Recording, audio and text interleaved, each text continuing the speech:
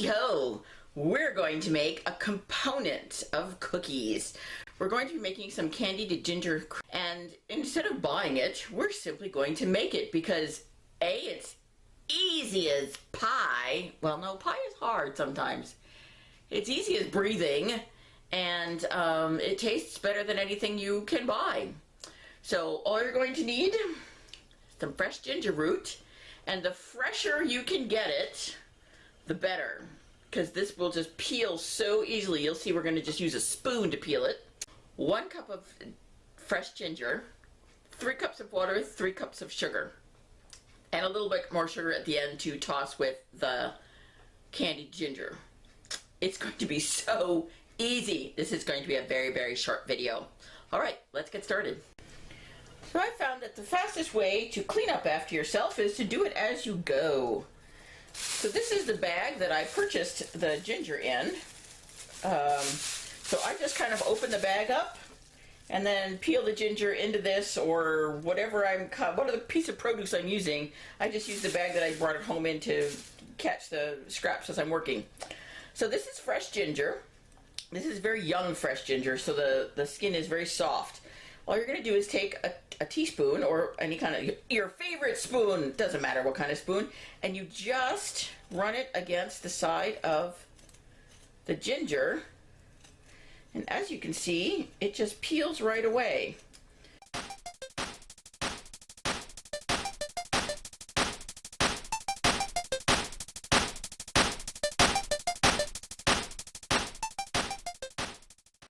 So as you can see, I switched over to a paring knife to see which way is indeed faster, and I have to say, they are very consistent with one another, both the spoon and the knife. Perhaps the knife is just slightly easier to get around the knobby bits, because you just kind of slice them off. I'm not being horribly good about that. The byproduct of making your own candied ginger is the most delicious ginger syrup on the planet. And I use that all the time for both baking and to simply put in seltzer water, or I guess, what is it? Club soda.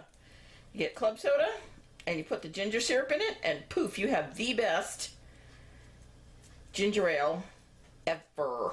Ever. All right. Our ginger is peeled and cleaned up all at once.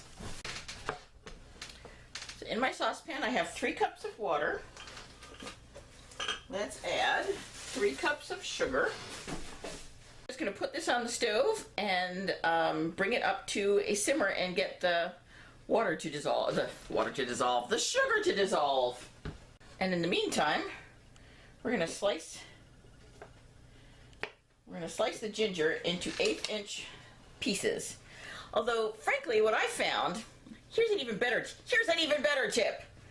Instead of slicing it into little circular disky things, because I know what I'm going to use this for, and I'm going to use it for cookies, I'm going to mince it or dice it into a small cube, because that's what I want to put in my cookies. So I'm going to skip a whole step of having to work with candied ginger when it's sticky, and work with it now while it's nice and non-sticky.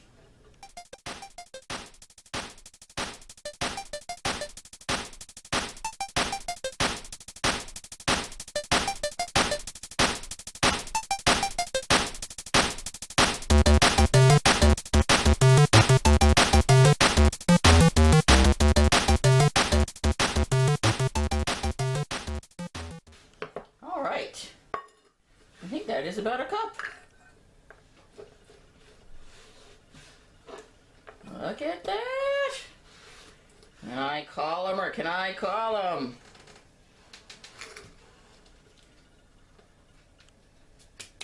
A cup of ginger. Here is our 3 cups of sugar, 3 cups of water. Pay no attention to this messy piece down here. I was making eggnog caramels and had a little bubble over. So you're just going to put the ginger in there. And swirl this around. Bring it back up to the boil, which it has done extremely rapidly. And now we're going to turn it down to a simmer and just let it simmer there for 45 minutes. Okay, our ginger has been simmering for 45 minutes. And as you can see, it's turned a darker color.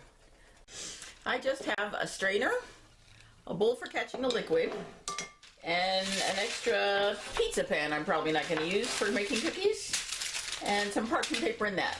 And we are going to put about a half a cup of sugar on the bottom of this.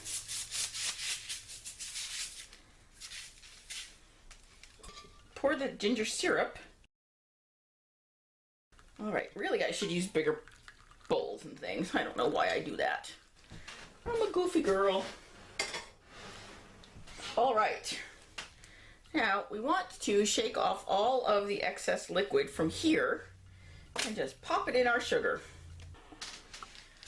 Okay. So once we have gotten the last of our boiled ginger out of the pot and onto the granulated sugar, you can take a fork and fluff it together. And make sure that all of your ginger is covered with sugar.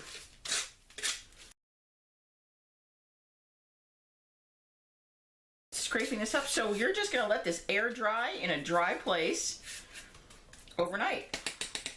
And when you walk by it every few hours or so, you're just going to fluff it with a fork. And that is it. Candied ginger. So these are little tiny pieces of candied ginger, and you can eat them straight like this. They're actually quite good for you. So much better than the stuff that you buy. It is so bright and gingery hot. Oh. I was trying to talk and swallow at the same time, and the hot ginger at the back of my throat. Oh, thought I was gonna die right here on camera. All right, we have made a component for a cookie we're going to make.